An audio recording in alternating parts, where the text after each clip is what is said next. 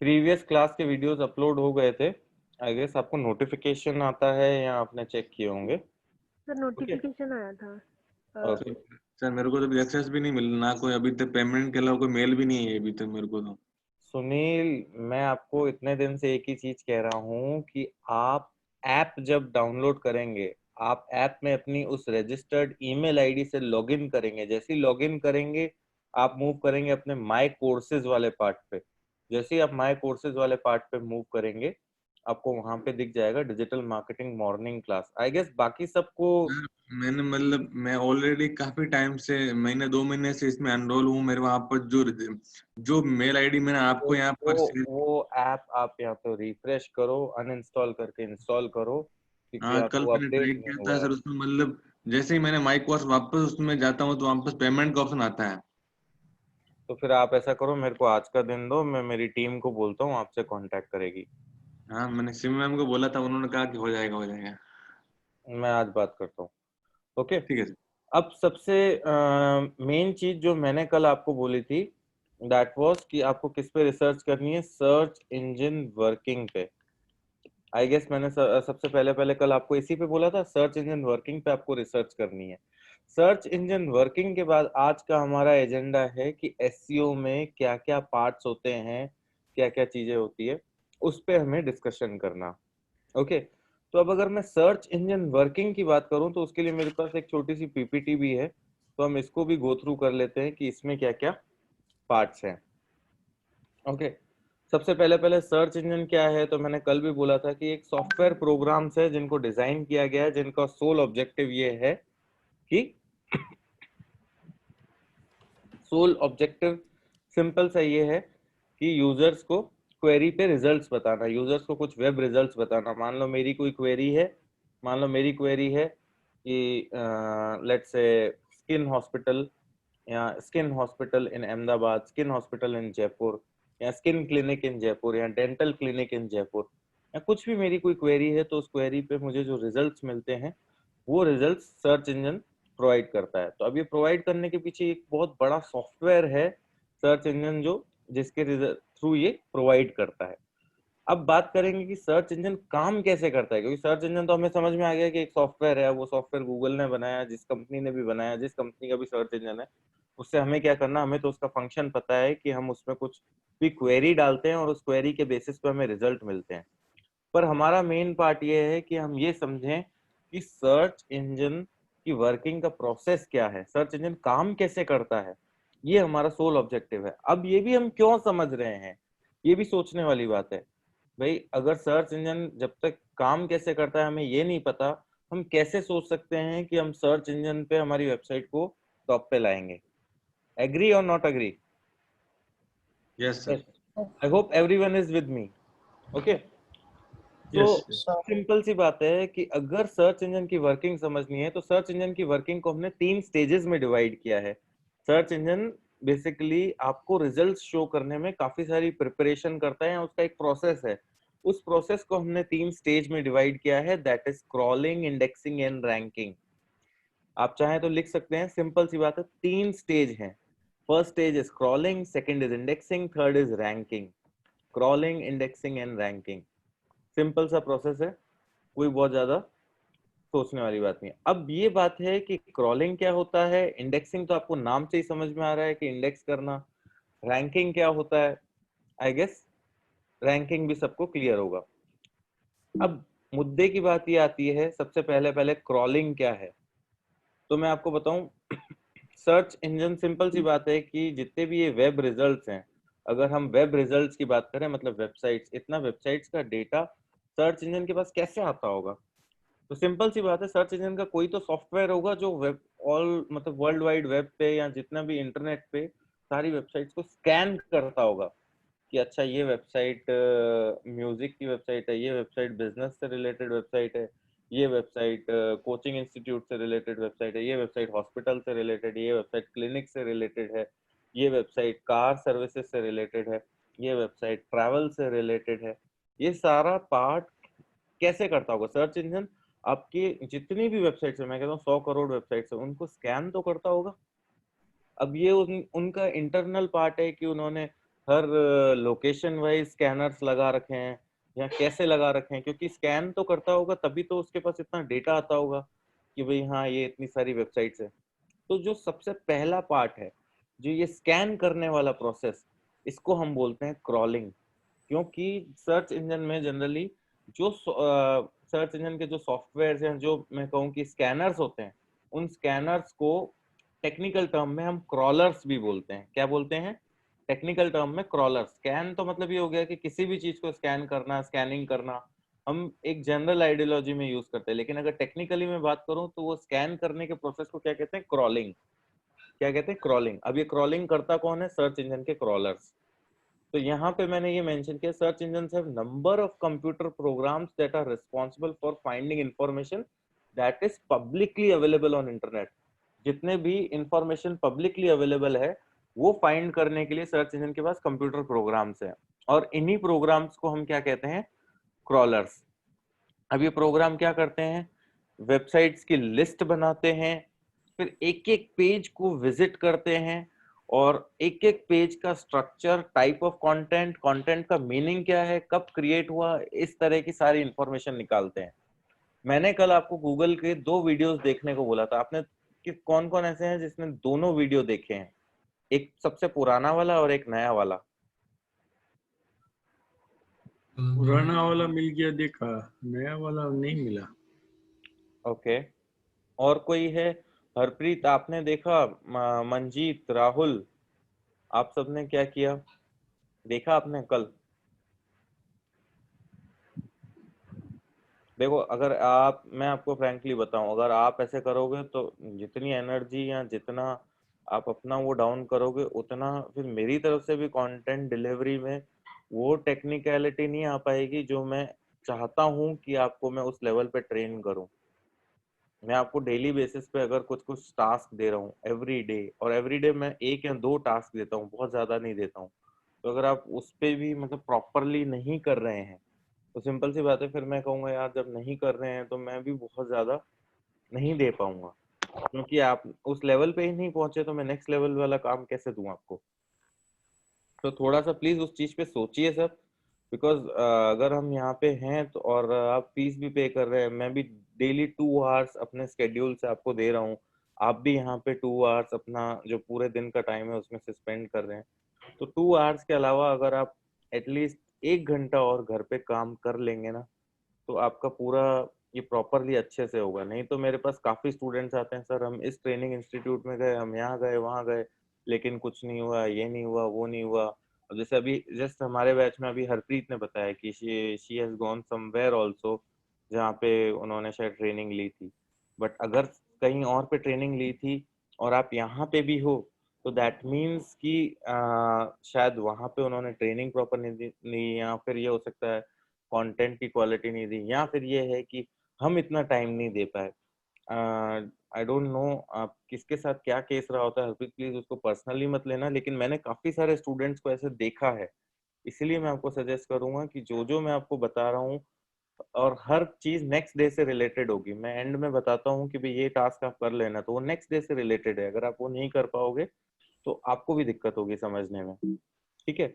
जो ये सारा पार्ट है इसका पूरा मतलब क्या बोलते हैं, ग्राफिकली एक एनिमेटेड वीडियो था जिसमें सारी चीजें कि कैसे वो स्ट्रक्चर देखता है, टाइप देखता है, वो सारी चीजें देखता है। तो वो एक्सप्लेनेशन था जो मैं चाह रहा था कि आप देख के आए। मैं आपको एक बार इसके बाद, क्लास के बाद, उस वीडियो का भी लिंक दूंगा। अब बात ये आती है कि why should we care about crawling? हम क्रॉलिंग की चिंता क्यों करें? सोचने वाली बात है। हम अभी ये क्रॉलिंग पढ़ रहे हैं या हम सर्च इंजन वर्किंग पढ़ रहे हैं। चलो वर्किंग तो मैंने आपको बताया कि वेग टर्म्स में, बड़े टर्म्स में, कि भाई हाँ अगर हमें एसईओ करना है तो हमें ये तो पता होना चाहिए कि सर्च इंजन कैसे काम करता है। बट अब क्वेश्चन ये आता है, why should be care about crawling? तो सिंपल सी बात है, हमारा सबसे पहला कंसर्न ये होना चाहिए कि हमारी वेबसाइट सर्च इंजन में एटलीस्ट लिस्ट हो, सर्च इंजन उसको देखे, सर्च इंजन उसको रीड करे। तो अगर सर्च इंजन क्रॉल ही नहीं कर पाएगा या प्रॉपरली क्रॉल नहीं कर पाएगा, 4 पेज क्रॉल किए, 4 नहीं किए, तो ये हमारे लिए सबसे बड़ा कंसर्न है। इसीलिए हम क्रॉलिंग की बात कर रहे हैं। समझ में आया? If they can't find your content, then you won't get any rankings on search engine traffic. अगर सर्च इंजन आपके कंटेंट को नहीं ढूंढ सकते तो आपको कोई रैंकिंग नहीं मिलेगी. आई hope everyone is with me. Yes, sir. Yes, yes sir. Sir. Okay, तो अब बात ये आती है, क्रॉलिंग का हमने समझा. क्रॉलिंग कैसे करते हैं, कैसे करवाते हैं, वो तो मैं टेक्निकली अभी आगे कवर कर लूंगा. अभी बेसिक पॉइंट ये है कि हम क्रॉलिंग के लिए इतना कंसर्न क्यों हुए. अब नेक्स्ट बात आती है, क्रॉलिंग के बाद हमारे जो दो प्रोसेस और मैंने आपको बताया, that is indexing and ranking. अब मैं अगर इंडेक्सिंग की बात करूं तो इंडेक्सिंग का मतलब क्या है कि सारी चीजों को ऑर्गेनाइज करना. आप इमेज में देख सकते हो जो मैंने यहाँ पे इमेज डाली है, कि सारी चीजों को ऑर्गेनाइज करना है. इसमें मैं एक एग्जांपल हमेशा यूज करता हूँ. लेट्स से एक लाइब्रेरी है, लाइब्रेरी में मैंने अगर एक बहुत बड़ी लाइब्रेरी है यूनिवर्सिटी की, और जिसमें फर्स्ट फ्लोर पे लॉ की बुक्स है, सेकंड फ्लोर पे आपके जो क्या बोलते हैं कॉमर्स से रिलेटेड बुक्स है, थर्ड फ्लोर पे साइंस से रिलेटेड बुक्स है. अब सारी बुक्स को मिक्स कर लिया, 3 लाख बुक्स का बंडल बन गया. अब मैं उसमें अगर आपको बोलूं आर.डी. शर्मा की मैथ्स निकाल के बताओ, क्या आप निकाल सकते हो? No. नहीं सेम सर. वे सर्च इंजन ने इतना बड़ा क्रॉलर, अब क्रॉलर के पास 100 करोड़ से ज्यादा वेबसाइट है स्कैन करने के लिए. तो क्रॉलर तो अपना काम केवल इतना ही करता है कि वेबसाइट स्कैन की और लाके दे दी. अब क्रॉलर को ये नहीं है कि अच्छा इसमें कौन सी वेबसाइट किसकी है क्या है, क्रॉलर ने तो डेटा दे दिया. लेकिन अब ये समझो हमारे सर्च इंजन के पास भी वही लाइब्रेरी जैसा बंडल है जिसमें 100 करोड़ वेबसाइट्स हैं. अब क्या करना चाहिए? तो सर्च इंजन को अगर प्रॉपरली रिजल्ट्स देने हैं तो सबसे पहले पहले उनकी प्रॉपरली ऑर्गेनाइज करेंगे कि मान लो ये सारी वेबसाइट्स आपके मतलब क्या बोलते हैं एजुकेशन से रिलेटेड है, ये सारी वेबसाइट आपके बिजनेस सर्विसेज से रिलेटेड है, ये सारी वेबसाइट. तो वो सारा पार्ट क्या करता है सर्च इंजन, ऑर्गेनाइज करता है, सॉर्ट करता है, और उसके बाद उनको एक अपने मेन सिस्टम में स्टोर कर देता है, प्रॉपरली इंडेक्स्ड. मान लो कि ये एक इंडेक्स है, ये दूसरा इंडेक्स है, इस तरह से स्टोर कर देता है. तो ये सारा पार्ट हमारा होता है किसमें, इंडेक्सिंग में. आई hope everyone is with me. Everyone is with Yes, me sir. जब मैं बोलता हूँ तो मतलब ये कि Sir. आप समझ रहे हैं, फॉलो कर रहे हैं. ठीक है. जहां इंडेक्सिंग की बात हुई, तब इंडेक्सिंग में मैं आपको ये बताऊं, सर्च इंजन ऐसा नहीं करता है कि सारी की सारी इंफॉर्मेशन कि पूरा का पूरा भाई वो वेबसाइट ही सेव कर दिया. ऐसे सेव करेगा तो उनको कितना सारा डेटा स्पेस लेना पड़ेगा, कितना सारा मतलब क्या बोलते हैं स्टोरेज स्पेस लेना पड़ेगा. तो सर्च इंजन क्या करते हैं, हर वेबसाइट का एक इमेज स्क्रीनशॉट ले लिया, कुछ ले लिया, फिर उसके बाद टाइटल और डिस्क्रिप्शन क्या है उस पर्टिकुलर वेबसाइट का, उस पर्टिकुलर वेबसाइट में कंटेंट किस टाइप का है, उस पर्टिकुलर वेबसाइट से एसोसिएटेड कीवर्ड्स कौन से हैं, ये सारी इंफॉर्मेशन लेता है जिसके बेसिस पे वो आपको वेबसाइट शो करता है सर्च इंजन में. अब देखो टाइटल और डिस्क्रिप्शन ले लिया टॉप का. टाइटल और डिस्क्रिप्शन सबको पता है ना, क्लियर, मैंने आपको उस दिन बताया था कि क्या Yes. होता है. तो टाइटल और डिस्क्रिप्शन ले लिया तो सर्च इंजन को पता चल गया इस पेज का टाइटल और डिस्क्रिप्शन ये है, इस पेज में कंटेंट ये है, इस पेज में कीवर्ड्स ये हैं. तो सर्च इंजन उस सारी डेटा को इंडेक्स करता है और उसी के बेसिस पे आपकी वेबसाइट वहां पे शो होती है. अब वापस क्वेश्चन ये आता है कि इंडेक्सिंग इज इम्पोर्टेंट, क्यों इम्पोर्टेंट है? तो क्वेश्चन का आंसर सिंपल सा है, अगर आपकी वेबसाइट इंडेक्स में नहीं है तो सर्चेस में कैसे अपीयर होगी? पहले था क्रॉलिंग क्यों इंपॉर्टेंट है, अगर क्रॉलिंग ही नहीं हुई तो इंडेक्स होने का पार्ट ही नहीं है. अगर क्रॉलिंग नहीं हुई आपकी वेबसाइट की तो सर्च रिजल्ट्स में भी नहीं आएगी और इंडेक्सिंग भी नहीं होगी. पहली चीज तो इंडेक्सिंग ही नहीं होगी, सर्च रिजल्ट्स तो बात की बात है. अब इंडेक्सिंग की बात करें तो इंडेक्सिंग क्यों इंपॉर्टेंट है, क्योंकि अगर इंडेक्स ही नहीं हुई तो सर्चेस में नहीं आएगी. अब इसके लिए सर्च इंजन इंडेक्सिंग तो हो गई, ठीक है, लेकिन अब बात ये आती है एक और सर्च इंजन का एंड में सिस्टम होता है जिसको हम बोलते हैं सर्च इंजन एल्गोरिदम्स. अब इंडेक्सिंग हो गई, मान लो 100 वेबसाइट इंडेक्स हो गई एक पर्टिकुलर, लेकिन किसको कैसे क्या दिखाना है, किस पोजीशन पे दिखाना है, तो सर्च इंजन ने अपना एक एल्गोरिदम बना रखा है. एल्गोरिदम क्या होता है, जनरली सेट ऑफ रूल्स होते हैं. अगर आप उन सेट ऑफ रूल्स को फॉलो कर पा रहे हो या आपकी वेबसाइट लेट से उनको फॉलो कर पा रही है तो उस हिसाब से आपको पोजीशन मिलेगी. अगर उसका प्रॉपरली फॉलो नहीं कर रहे हो तो आपकी वो नीचे भी जा सकती है. मतलब जैसे आप देखो इसका बेस्ट एग्जांपल मैं आपको बताऊं, आर्मी में इंटरव्यू होते हैं, 10 प्रोसेस होते हैं, 10 प्रोसेस के अलग अलग नंबर होते हैं. कि मान लो ये प्रोसेस आपने क्लियर किया, इसमें मान लो आपको 100 नंबर मिल गए. ये प्रोसेस आप प्रॉपरली क्लियर नहीं कर पाए, इस टेस्ट में आपको 70 मिले. सेकंड टेस्ट में आपको 30 मिले, किसी में आपको 80 मिले, लेकिन ओवरऑल क्या देखा जाता है कि ओवरऑल आपके नंबर कितने आ रहे हैं उसके बेसिस पे हो सकता है आपको पोजीशन मिले या ना मिले। सेम वे सर्च इंजन में भी बहुत सारे प्रोसेस, सर्च इंजन एल्गोरिदम बहुत सारी चीजों को देखते हैं। अब बहुत सारी चीजें क्या होती है, जैसे आप देखो वेबसाइट का डिजाइन कैसा है, वेबसाइट पे कंटेंट कैसा है, वेबसाइट कितने साल पुरानी है, वेबसाइट के बैकलिंक्स कितने हैं, वेबसाइट का सोशल मीडिया पे प्रेजेंस कितना है, वेबसाइट के ओवरऑल अगर देखा जाए तो पीआर कैसा है, वेबसाइट में कंटेंट के अलावा वेबसाइट की स्पीड कैसी है, यूजर एक्सपीरियंस कैसा है। यूजर मान लो हॉस्पिटल्स की मान लो एक कैटेगरी है, मान लो ट्रैवल की। अब ट्रैवल में अगर यूजर अगर मान लो 10 वेबसाइट्स विजिट कर रहा है, कौन सी ऐसी वेबसाइट है इन 10 में से जिसमें यूजर सबसे ज्यादा टाइम स्पेंड कर रहा है। तो अगर सबसे ज्यादा टाइम स्पेंड कर रहा है तो मतलब यूजर को उस वेबसाइट का कंटेंट पसंद आ रहा है। तो यहाँ पे एनालिटिक्स का रोल आता है कि एक पर्टिकुलर एवरेज स्पेंड टाइम कितना यूजर स्पेंड कर रहा है उस पर्टिकुलर वेबसाइट में। तो ये इन सारे बेसिस एल्गोरिदम क्या करता है, इन सारे फैक्टर्स के बेसिस पे आपकी वेबसाइट को रैंकिंग देता है। ठीक है।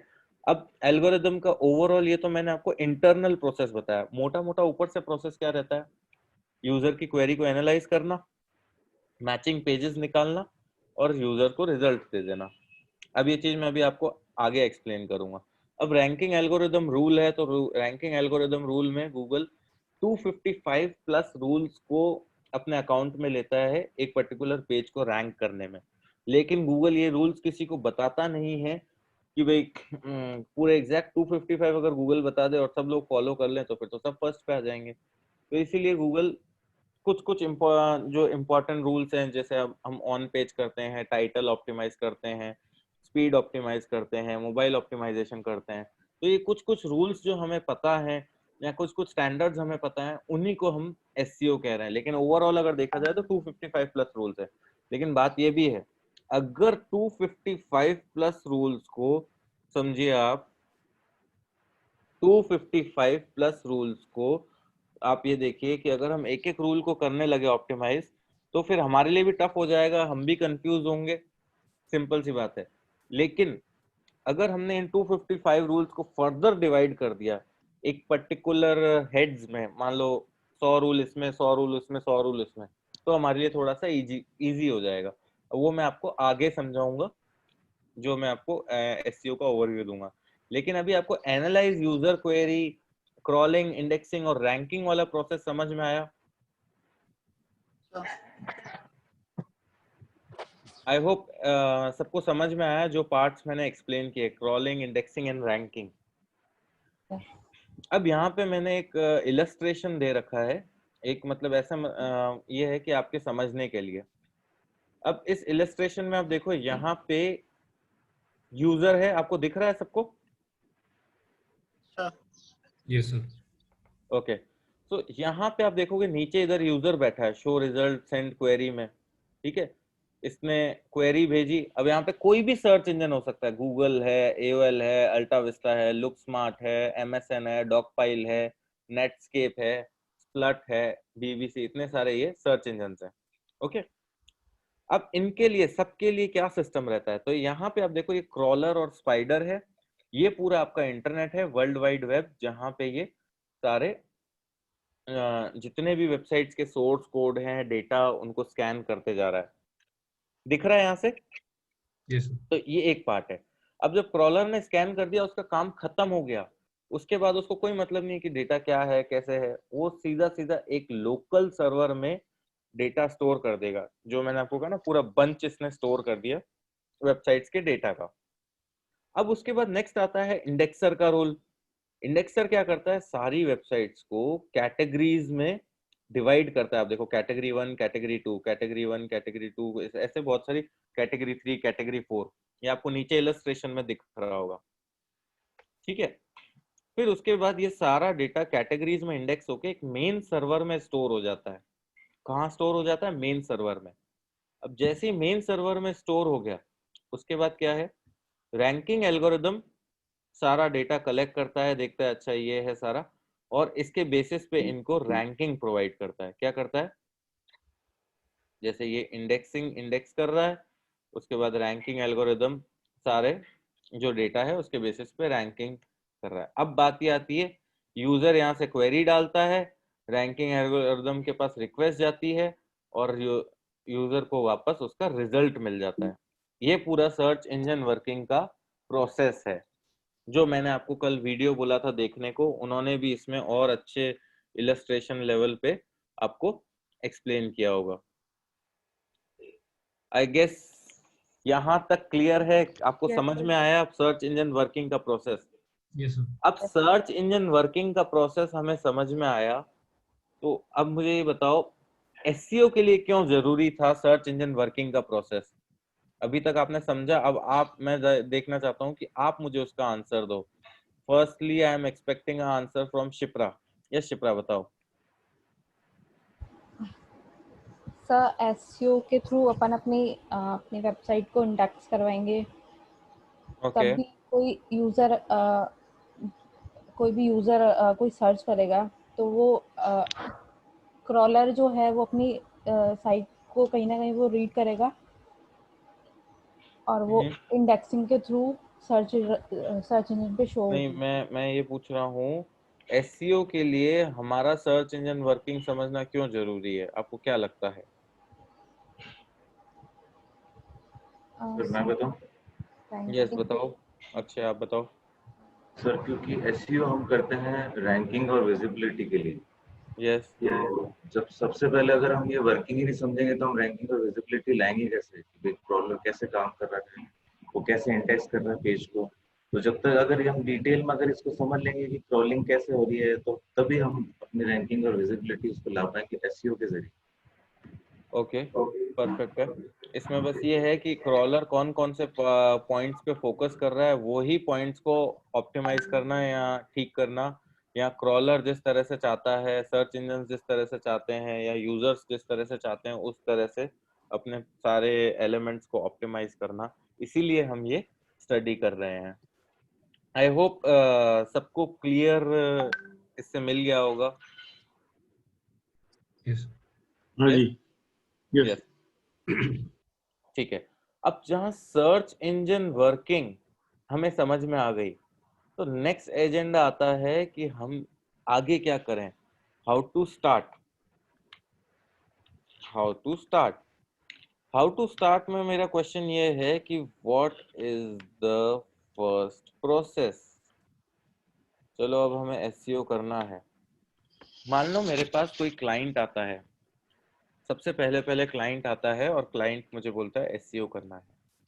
तो जो फर्स्ट थिंग है, what is the first thing I should do, यही क्वेश्चन है। What is the first thing I should do, because मान लो क्लाइंट का बिजनेस जो है क्लाइंट कर रहा है इतने टाइम से, लेकिन क्या मैं वो बिजनेस कर रहा हूँ?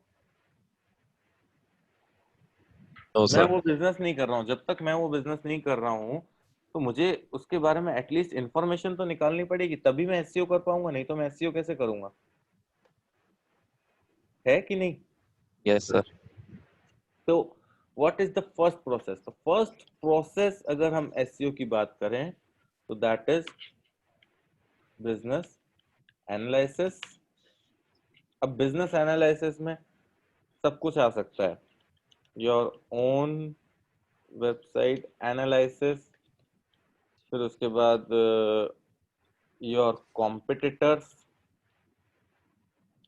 एनालिसिस, ठीक है।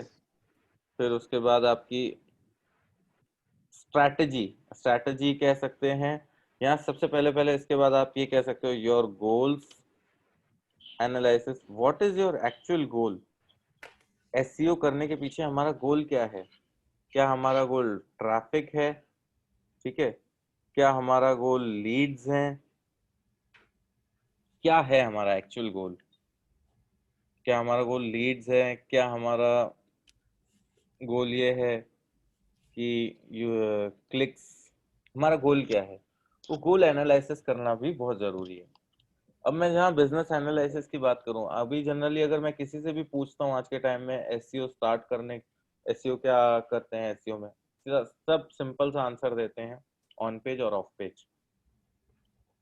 आई गेस आपको भी कहीं ना कहीं से यही आंसर दिया होगा, या अभी तक आप भी जैसे अगर किसी को आंसर दे रहे थे तो शायद यही आंसर दे रहे थे, जो भी है आप मतलब मेरे को ऑनेस्टली शेयर कर सकते हैं। एम आई राइट और wrong? Yes. Yes sir.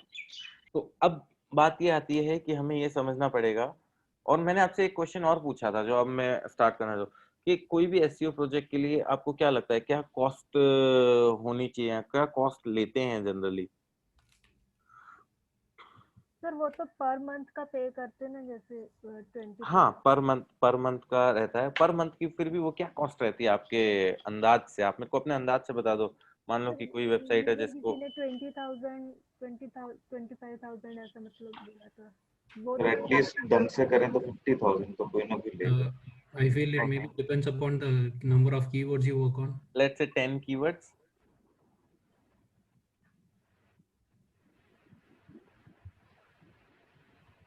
7 to 8,000. 7 to 8,000, okay. If the website is a small website. मैं स्मॉल वेबसाइट की बात कर रहा हूँ। Let's say in that website there are around 10 to 15 pages, that's it. 10 to 10, maximum 15. 15 pages.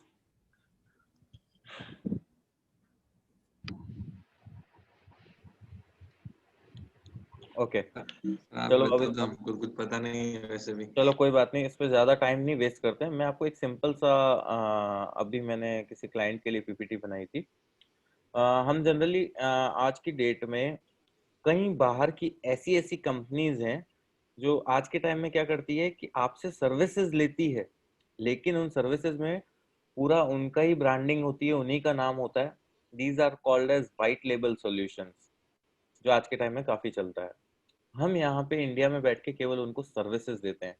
तो एक proposal है simple सा, मैंने कहा आपसे एक बार शेयर करता हूँ, आपको एक ओवरव्यू देता हूँ कि मैं क्या आपको एक्सप्लेन करना चाह रहा हूँ। ओके, यहाँ पे आपको दिख रहा है?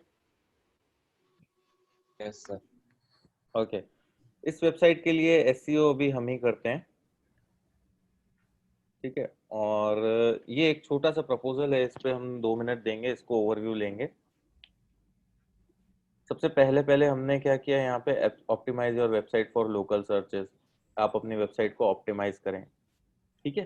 तो ये हमने सबसे पहले पहले उनको एक्सप्लेन किया कि हम क्या एम करते हैं अचीव करना, क्या हमारा टास्क है। हम गूगल सर्च रिजल्ट्स में आपको सबसे ज़्यादा इम्प्रेशन देने का प्लान कर रहे हैं, या मोर ऑर्गेनिक ट्रैफिक देने का प्लान कर रहे हैं, क्या कर रहे हैं। फिर उसके बाद एसईओ क्या है, हमने एक क्लाइंट को पूरा एक्सप्लेन किया। ये ऑर्गेनिक रिजल्ट्स हैं, ये गूगल मैप्स हैं, ये पेड रिजल्ट्स हैं। तो यहाँ पे एसईओ क्या है, हम एक क्लाइंट को पूरा ये देते हैं। फिर उसके बाद हम एक उसका ऑडिट करते हैं कि अभी करंट स्टेटस में क्लाइंट की वेबसाइट का क्या स्टेटस है। फ्रेश वेबसाइट नहीं है, पुरानी वेबसाइट है, तो हम क्लाइंट की वेबसाइट का ऑडिट करते हैं और उसमें देखते हैं क्या क्या इश्यूज हैं, जिन इश्यूज को हमें ऑप्टिमाइज करना है। क्या क्या इश्यूज हैं जिनको हमें ऑप्टिमाइज करना है। फिर उसके बाद हम पूरा उसका मोबाइल ऑप्टिमाइजेशन में क्या क्या इश्यूज हैं, ये सारे इश्यूज चेक करके बताते हैं कि आपकी वेबसाइट मोबाइल पे अच्छे से नहीं दिख रही। उसका एक स्कोर होता है 0 से 49, 50 से 89, 90 से 100। फिर उसके बाद उसके ओवरऑल बैकलिंक्स कितने आए, गेस बैकलिंक सब समझते होंगे कि क्या है, ठीक है। नहीं फिर सर, उसके नहीं बाद पता। तो फिर कोई बात नहीं, मैं आपको फिर आगे डिटेल में एक्सप्लेन करूंगा। ओके। फिर उसके बाद करंटली अभी उसकी क्या पोजीशन है, करंट कौन कौन से कीवर्ड्स पे वो रैंक कर रहा है, किस कीवर्ड पे रैंक कर रहा है, ये एक हम सारा उसको ओवरव्यू देते हैं। फिर उसका वेबसाइट में अभी क्या प्रेजेंस है, हम क्या क्या इम्प्रूव करेंगे, वो सारा हम ओवरव्यू देते हैं। तो मतलब ये है कि फर्स्ट जो पीपीटी है उसमें हम उसकी वेबसाइट के सारे इश्यूज बताते हैं, सारे इश्यूज जितने भी इश्यूज हैं वो सारे इश्यूज बताते हैं। अब वो इश्यूज बताने के बाद फिर हम उन्हें ये बताते हैं कि आपको हम कैसे हेल्प कर सकते हैं इन सारी चीजों को हम ऑप्टिमाइज करके। चाहे टेक्निकल एलिमेंट्स हैं, कंटेंट को ऑप्टिमाइज करेंगे हम, पूरा एसईओ में ये सारा ऑप्टिमाइजेशन ही है, सर्च इंजन ऑप्टिमाइजेशन। ओके, अब यहाँ पे ये प्राइसिंग है, ये पर मंथ प्राइसिंग है।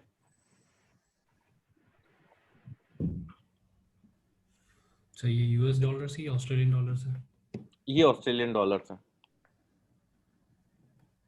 उससे कोई आप मतलब बहुत ज्यादा डिफरेंस नहीं आएगा, यूएस डॉलर्स में भी इतना ही लेते हैं।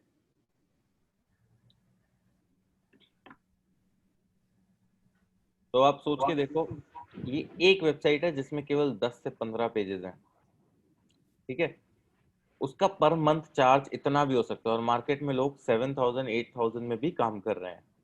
बट वाई, जो जिसके पास आप 7,000 8,000 के पास जाओगे ना, वो केवल आपकी वेबसाइट, हाँ सर हम स्टार्ट कर देंगे काम, ऑन पेज ऑफ पेज कर लेंगे, वो इस लेवल पे आपको सारा डिटेलिंग नहीं दे पाएगा। अब यहाँ पे आप देखो इसमें क्या क्या टास्क करेंगे, वो सारा यहाँ पे पार्ट, सबसे पहला पार्ट क्या आ रहा है, सबसे पहला पार्ट क्या आ रहा है, strategic development. that is what I was looking for, like from yesterday। जितना भी मैं आपको पुश कर रहा हूँ, वो पुश करने में मेरा सबसे पहला जो फोकस है, that is strategic development। अब इस स्ट्रैटेजिक डेवलपमेंट में क्या क्या हो सकता है, सबसे पहले एक वेबसाइट का ऑडिट रन कर सकते हैं हम।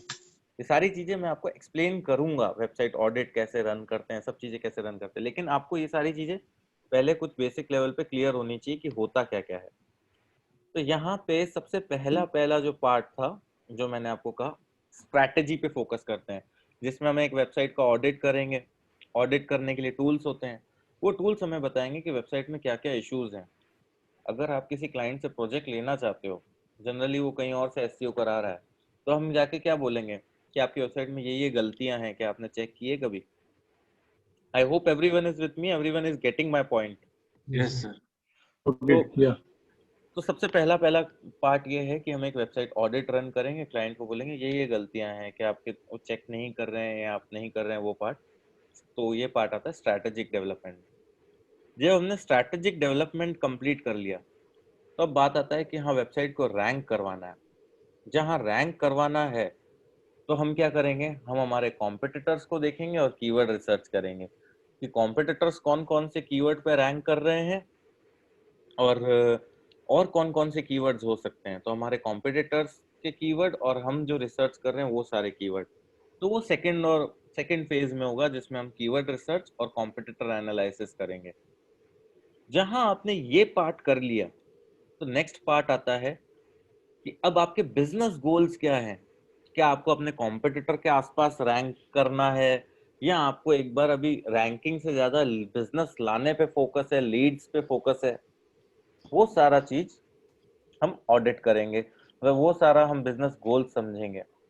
अब अगर बिजनेस गोल्स की भी मैं बात करूं, उसके लिए भी एक अलग पीपीटी है।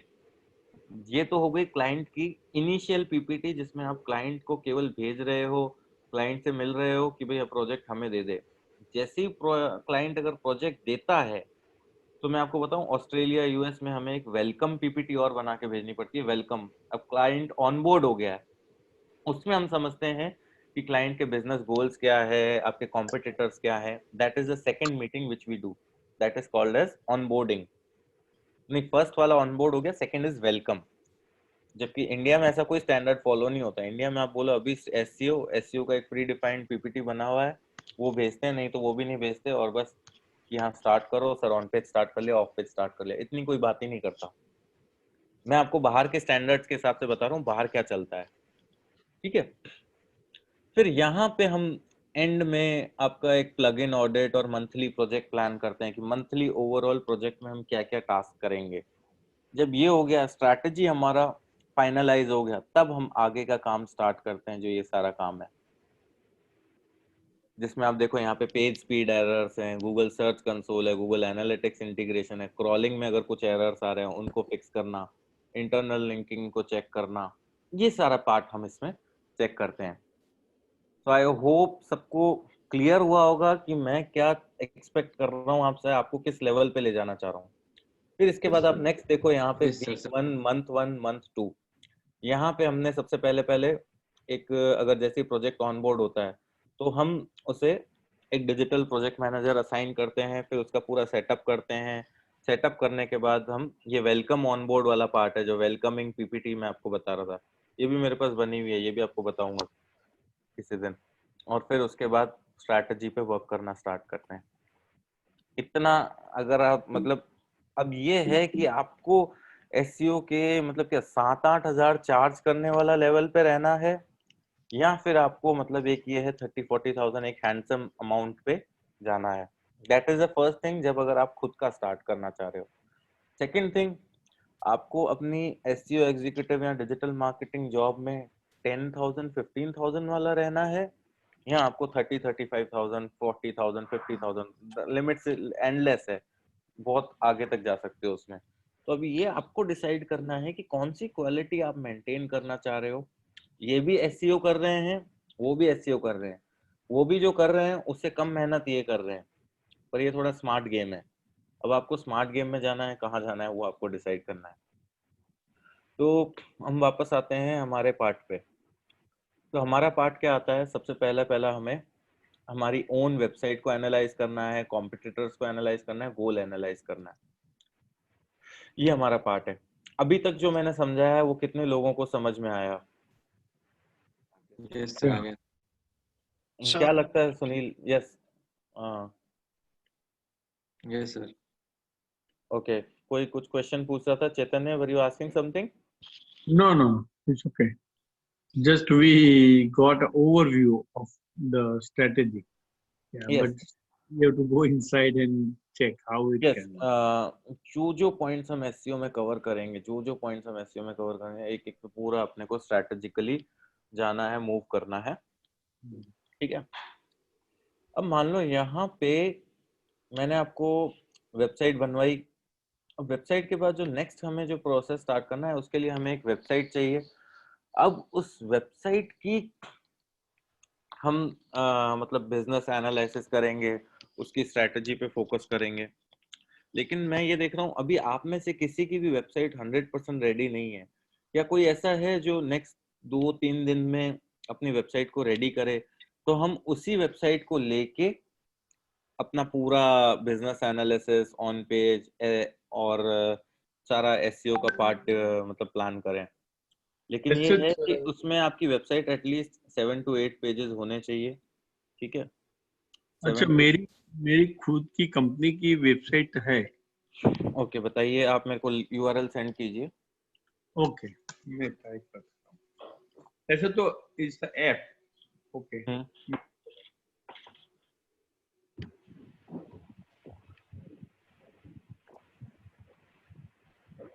मेरे को ये पूछना था कि जैसे कि अभी आपने स्ट्रेटेजी बताई है कि मतलब उसमें कितने बैकलिंक्स हैं, कितने क्या क्या एरर हैं, तो किसी पर्सन को कोई हम प्रोजेक्ट लेते हैं तो वो चीजें हम पहले हमको बताएगा वेबसाइट, हम या फिर हम किस प्रकार से फाइंड आउट करेंगे कि इसमें कि ये एरर है या ये उसके प्रॉब्लम है? लिए वो क्लाइंट तो केवल आपको वेबसाइट देगा, वेबसाइट का यूआरएल देगा, लेकिन अब आपको क्या करना है, उसको बहुत सारे टूल्स होते हैं, उन टूल्स के थ्रू स्कैन करना है, ऑडिट करना है कि भाई वेबसाइट में क्या क्या एरर्स हो सकते हैं, वेबसाइट में क्या क्या इश्यूज हैं।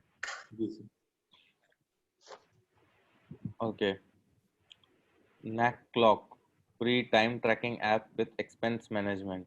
टाइम ट्रैकिंग ऐप मतलब कि कोई एम्प्लॉय आपकी कंपनी में काम कर रहा है, तो वो क्या काम कर रहा है, कितना काम कर रहा है, उसको ट्रैक करने का ऐप है ये। यस, या the clock in the 7 o'clock 10 बजे काम चालू करता है, जो भी साइट पे जाके काम करता है, हॉस्पिटल में जाके काम करता है, कोई किसी का शॉप में जाके काम करता है, तो वहां से वो क्लॉकिंग करेगा इतना घंटा उसने वहां वो शॉप जॉब में काम किया, उसके बाद में दूसरा जॉब में चला गया, तो स्विच ओवर करके देन नया जॉब में चालू हो जाएगा। तो हमको बिलिंग के लिए भी एक सुविधा रहेगी, और ओवर बंदे ने कितना घंटा पर वीक काम किया। ऐसे तो यूएस में सब जगह में ओवरली चार्ज पेमेंट होती है, तो इसके लिए बहुत जरूरी है। दूसरा कि जीपीएस ट्रैकिंग है, वो बंदा घर से निकला है, घर से ही क्लॉक इन कर दिया और 2 घंटे के बाद में निकला, ऐसा नहीं होगा, तो वो भी मालूम पड़ जाएगा यहाँ से। नहीं, तो बात ये आती है, द क्वेश्चन इज दैट कि ये किसके लिए है, जो बंदा खुद काम करने जा रहा है वो उसकी खुद की ट्रैकिंग के लिए, या उस नहीं, बंदे को भी कोई रेगुलेट कर रहा है वो ट्रैक करना नहीं, चाहता है? कंपनी नहीं नहीं, ये कंपनी ये बाय करेगी ऐप और ओके उसका एम्प्लॉइज को डाउनलोड करवाएगी सबके फोन में। अभी everybody is using smartphone, so all okay the employee will have to have install in that. Yeah. Okay, मतलब जो भी कंपनी में एम्प्लॉयज हैं उनको वो इस ऐप को इंस्टॉल करते हैं, और वो इंस्टॉल करने के बाद वो ट्रैकिंग में यूज करते हैं कि भाई कंपनी ट्रैकिंग में यूज कर सकती है कि कंपनी में वो एम्प्लॉय कितना कितना काम कर रहे हैं। या और उसका एडमिन होगा, वो एडमिन मतलब जो time time clocking clock out salary बना दे, अकाउंटेंट जो होता है वो उसको डेटा मिलता है, उसके बाद हिसाब से वो उसका चेक पे चेक बनाता है। ओके ओके ओके, समझ गया। ठीक है, ये वेबसाइट को भी हम सोच सकते हैं। और कोई वेबसाइट जो आप शिप्रा, आपकी वेबसाइट कब तक रेडी हो सकती है? हरप्रीत, आपकी वेबसाइट का क्या स्टेटस है? पर मेरी हो सकती है क्योंकि उसमें भी कम मतलब काफी कम पेज बचे हैं। ओके, तो आपकी वेबसाइट का आपने यूआरएल भेजा था, एक बार मैं उसको वापस ओपन करता हूँ। मैं ये देख रहा हूँ आप सब डिजिटल मार्केटिंग में काम कर रहे हैं, तो कोई एक अगर डिजिटल मार्केटिंग की ही वेबसाइट हो जाए तो हम उसको ऑप्टिमाइज करने में ज़्यादा बेटर होगा, सबको समझ में आएगा। होम, अबाउट, सर्विसेज, एक दो, सर ओके एक्चुअली इसमें मुझे मतलब वेबसाइट डिजाइनिंग का भी रखना है पार्ट, कि हम वेबसाइट डिजाइन भी करेंगे साथ में, प्लस डिजिटल मार्केटिंग का भी सर्विसेज प्रोवाइड करेंगे। ओके, तो क्या ऐसा हो सकता है कि आप यहाँ पे ये पेजेस आज रेडी कर लोगे? आपका होम पेज का कंटेंट हो गया, अबाउट अस पेज का कंटेंट हो गया, या आपके एटलीस्ट जैसे मैं ये देख रहा हूँ 6 पेजेस हैं, तो क्या आप इनको रेडी कर सकते हो? जैसे जैसे मीनवाइल अगर हम इसको ऑप्टिमाइजेशन पे लाएं तो आप इसको फिर रेडी करोगे, कि ऐसा नहीं हो कि मैंने आपको आज बोला कि हरप्रीत इसको रेडी कर लो और पता चला कि वो हुआ ही नहीं?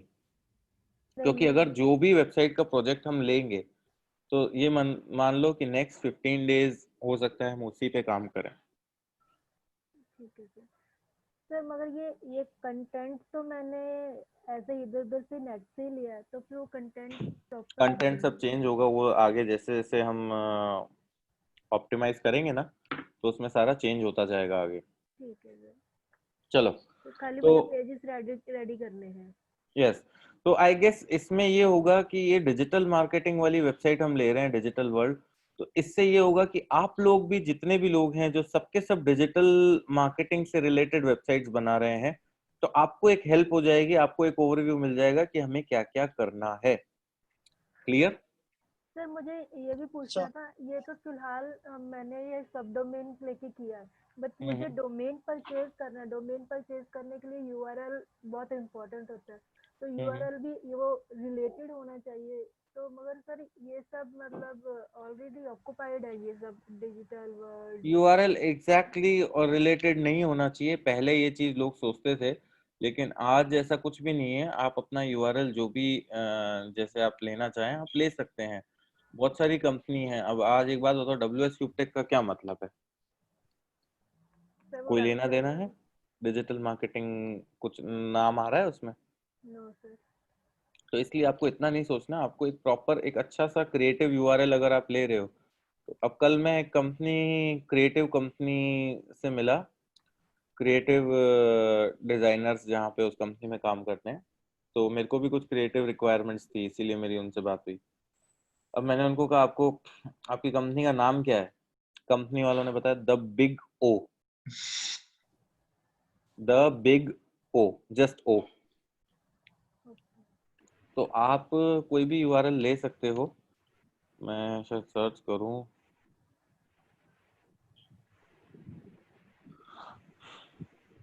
हो सकता है शायद मिल जाए, या मुझे नहीं पता उनका प्रॉपर, बट उन्होंने मेरे को पूरा वो दिया था, द बिग ओ करके पूरा उनका प्रपोजल वो सब चीजें दी थी, तो मैं वो सर्च करके बताऊँ।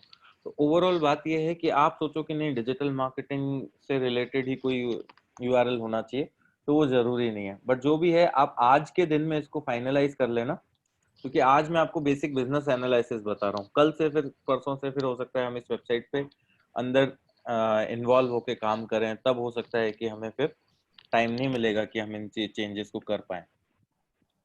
तो मान लो कि सबसे पहले पहले अगर हम डिजिटल मार्केटिंग की ही बात कर रहे हैं, डिजिटल मार्केटिंग बिजनेस, आप सब ने मेनली उसी की वेबसाइट बनाई है। तो अगर मैं डिजिटल मार्केटिंग बिजनेस की बात करूं, तो डिजिटल मार्केटिंग बिजनेस ये हमारा बिजनेस है। अब डिजिटल मार्केटिंग बिजनेस में भी बहुत सारा मतलब वेबसाइट्स ऐसी होती है जो केवल एक सर्विस पे काम कर रही है, एक ही सर्विस दे रही है। जैसे क्रिएटिव डिजाइनर्स है तो केवल डिजाइनिंग पे काम कर रहे हैं, कोई और है तो केवल एसईओ पे काम कर रहा है, कोई और है तो एसएमओ पे काम कर रहा है। ठीक है, तो यहाँ पे हमें हरप्रीत के बिजनेस को समझने की जरूरत है कि हरप्रीत किस पे काम कर रही है, क्या बिजनेस है हरप्रीत का एक्चुअल में। तो हरप्रीत यहाँ पे सर्विसेज देना चाह रही है डिजिटल, जो इनका बिजनेस है। तो यहाँ पे इन्होंने अभी तक जो डाल रखा है that is search engine optimization, social media marketing. Harpreet इसके अलावा कोई और सर्विसेज आप इसमें ऐड करना चाहोगे? Website designing and development. Okay, तो हरप्रीत का मान लो कि जो ये डिजिटल बिजनेस है, अभी हम सबसे पहला पहला पार्ट क्या कर रहे हैं, हम हरप्रीत का बिजनेस मॉडल समझने की कोशिश कर रहे हैं, बिजनेस एनालिसिस करना चाह रहे हैं। तो हम यहाँ से आ जाते हैं।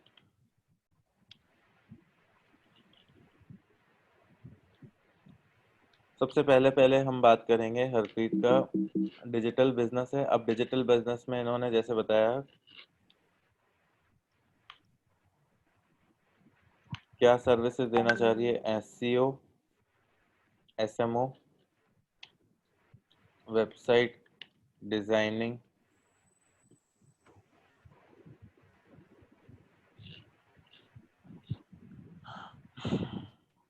And development. SEO, SMO, website designing and development. Okay, और कुछ इसके अलावा हरप्रीत, कुछ और इसके अलावा? सर मुझे वो सब इसमें सर्विस करनी है जो जो हम मतलब इस कोर्स में हम करने वाले हैं कंप्लीट। तो हरप्रीत सारी सर्विसेज दे दोगे? Yes sir. ओके, चलो कुछ और दो तीन सर्विसेज लिखते हैं। ठीक है, पीपीसी मार्केटिंग भी कहते हैं, गूगल एड्स भी कहते गूगल हैं। एड्स भी हम करना है। ठीक है, फेसबुक मार्केटिंग, ठीक है, जिसको हम सोशल मीडिया मार्केटिंग भी कहते हैं। ठीक है, तो सबसे पहले पहले हमने ये समझा कि हरप्रीत का एक डिजिटल बिजनेस है, हरप्रीत की वेबसाइट।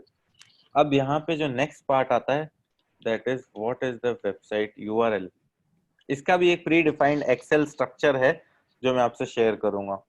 तो हरप्रीत वेबसाइट यूआरएल में आप क्या रखना चाहोगी, वो आप इसमें आज फिल कर लेना कि वेबसाइट यूआरएल क्या होगा। आज के बाद मतलब ये है कि आज के आज ही करना पड़ेगा, क्योंकि कल हम उस पे आगे फर्दर काम करेंगे। तो कल उसको हम आगे नहीं, मतलब अगर ये नहीं हुआ यूआरएल फाइनल तो फिर हम उस पर काम नहीं कर पाएंगे। वेबसाइट यूआरएल के बाद आता है कॉन्टैक्ट इंफॉर्मेशन, और उससे पहले एक आता है वेबसाइट एज, ये भी हम कंसिडर करते हैं। अब वेबसाइट एज इसलिए कंसिडर करते हैं क्योंकि कई बार हमने ये देखा गया है कि गूगल में जितनी पुरानी वेबसाइट है उतना उसको एक रैंकिंग में बेनिफिट है, तो इसलिए हम वेबसाइट एज पे फोकस करते हैं। फिर हम फोकस करते हैं डोमेन अथॉरिटी पे। किस पे फोकस करते हैं? डोमेन अथॉरिटी पे। फिर हम फोकस करते हैं पेज अथॉरिटी पे कि अभी करंट पेज अथॉरिटी क्या है। ये हम हमारा बिजनेस एनालिसिस करेंगे। अब ये सारे पार्ट्स क्या क्या होते हैं अभी हम एक एक करके कवर करेंगे। पेज अथॉरिटी के बाद हम फोकस करते हैं बैकलिंक्स पे। बैकलिंक्स के बाद हम फोकस करते हैं कॉन्टैक्ट इंफॉर्मेशन पे। क्लाइंट के आपने कॉन्टैक्ट इंफॉर्मेशन ले ली। कॉन्टैक्ट इंफॉर्मेशन के बाद हम फोकस करते हैं सोशल मीडिया प्रोफाइल्स पे।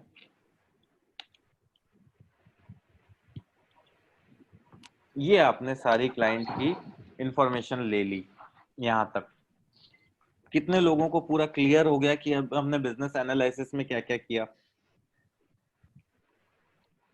या हमने बिल्कुल सारी या basic information from the scratch हमने ले ली कि हमें ये सारी इंफॉर्मेशन चाहिए, और ये हमने इसी के बेसिस पे एनालाइज किया कि भी अभी करंट वेबसाइट का क्या स्टेटस है।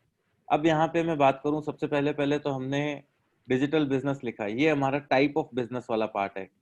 ठीक है, ये क्या है? बिजनेस एनालिसिस में हमने सबसे पहले पहले टाइप ऑफ बिजनेस समझा। What is the type of business? इधर इट्स अ प्रोडक्ट बेस्ड और सर्विस बेस्ड। तो अगर मैं यहाँ पे बात करूँ तो it's a service based business. Okay, फिर उसके बाद सर्विस बेस्ड है तो क्या ये ऑनलाइन है, ऑफलाइन है? तो ये सारा का सारा ऑनलाइन है। पहला हमें माइंड में ये चीज क्लियर हुई। जहां ये चीज क्लियर हुई तो नेक्स्ट आता है what is the website URL.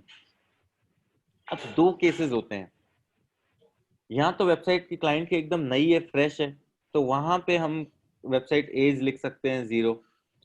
कई बार ऐसा होता है क्लाइंट की वेबसाइट 4 साल पुरानी है, 5 साल पुरानी है, now he is looking for SEO, तो हम लिख सकते हैं वेबसाइट एज 5 साल। तो अब बात ये आती है वेबसाइट एज कैसे निकालें। सबसे पहला क्वेश्चन, तो वेबसाइट एज निकालने के लिए कोई दिक्कत नहीं है। आप सर्च करोगे गूगल पे हु इज, क्या सर्च करोगे? Who is. जैसे ही आप हु इज पे जाओगे तो ये आपको यहाँ पे एक आता है who is search domain name website and IP tools.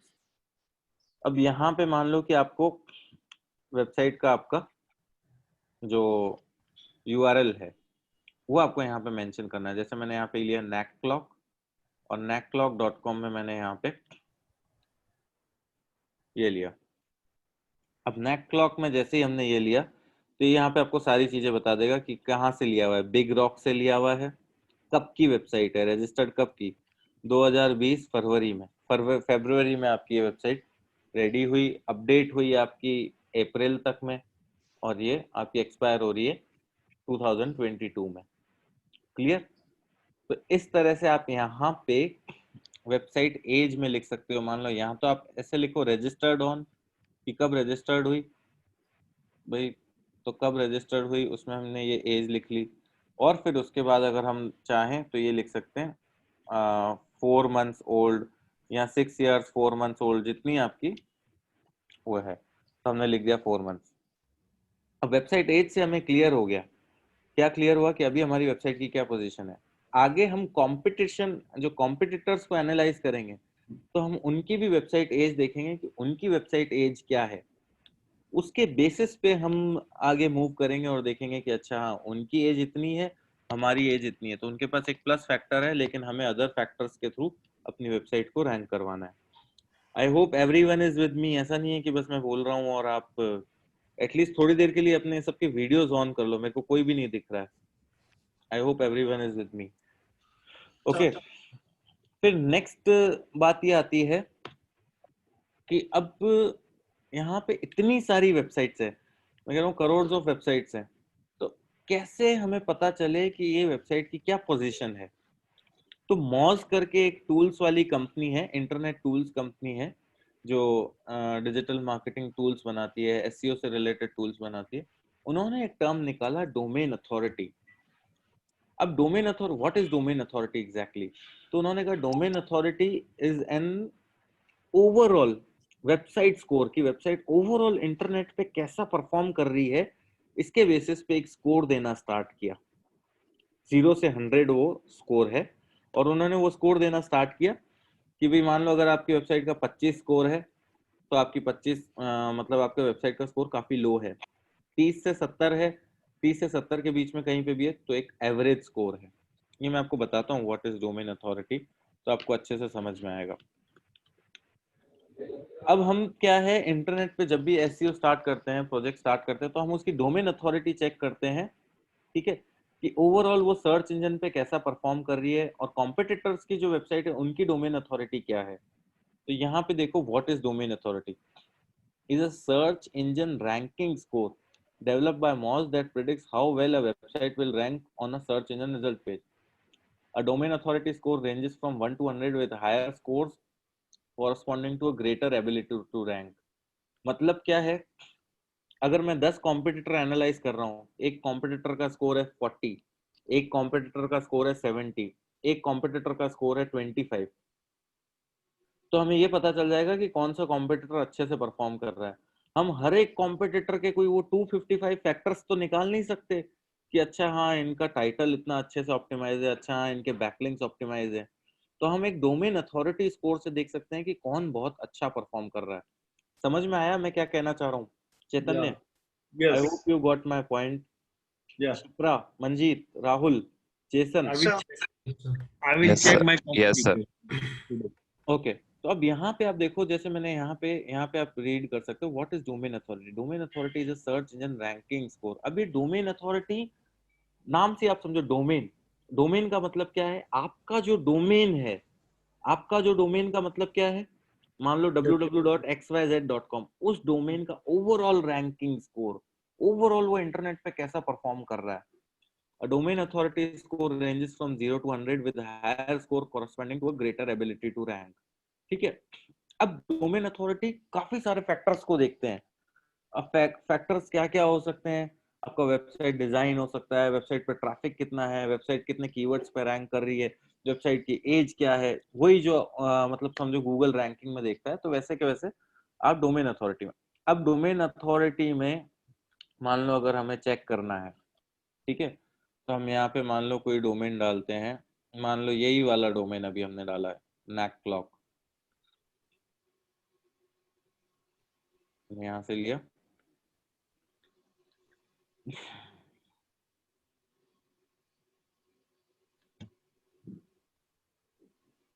No data found for this domain because it's a new one. अब मान लो मैंने यहाँ पे लिया कोई और डोमेन, आप बताओ। TSHWT.com. TSH T for Tom. TSHAAT, No, double ET. Not A. EET.com. Okay, let's say ये भी नया डोमेन है। नो, ये तो पुराना कॉम्पिटिटर है, मे बी उसका डोमेन अलग से नाम से। चलो मैं कोई और डोमेन लेता हूँ, लेट्स से हमारा WS क्यूब टेक लें, या फिर हम कौन सा लें जो यहाँ, चलो सबसे पहले हम मैं आपको आ रहा जो, है एक Arena Animation. Okay, Arena animation,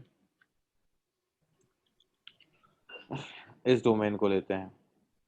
ये multimedia.com first one. Okay,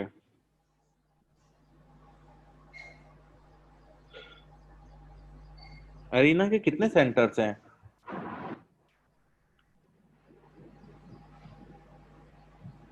Bombay में ही उनके काफी हैं, मतलब राजस्थान में भी है। इसका कम है। ओके, अब मैंने ये अरीना ले लिया।